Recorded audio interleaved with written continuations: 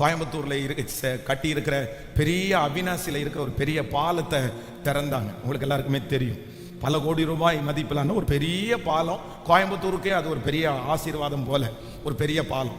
அப்போ இப்போ சமீபமாய் ஒரு 2 வருஷமா பார்த்தீங்க அப்படின்னு சொன்னா, இந்த ஏரியாவுக்குள்ள ரத்னபுரி, சிவானந்த காலனி, இந்த ஏரியாவுக்குள்ள கூட்டமா போலீஸ் ஒருவேளை வந்துட்டாங்கன்னு வச்சுங்களேன், பெரிய ஜீப்ல வேன்ல வந்துட்டாங்கன்னா அவங்க ஃபர்ஸ்ட் கேட்குற இடம் எங்க அப்படின்னா நம்ம சர்ச்சோட கிரவுண்டை தான் கேட்பாங்க.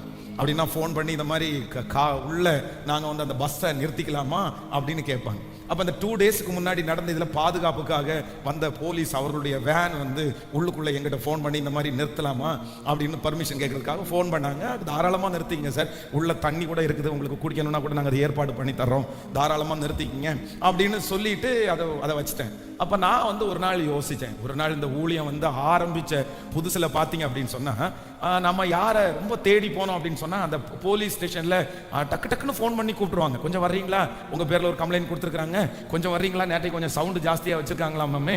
அப்புறம் அவங்களே ஃபாஸ்டிங் ப்ரேயர் நடந்துட்டு இருக்கும்போது முடிச்சுட்டு கொஞ்சம் வண்டியில் இறங்க ஃபாதர், உங்களுக்கு கம்ப்ளைண்ட் பண்ணியிருக்காங்க, ஸ்டேஷன் வரைக்கும் வந்துட்டு போறீங்களா, அந்த மாதிரி. அப்போ நான் அன்னைக்கு யோசிச்சு பார்க்குறேன்.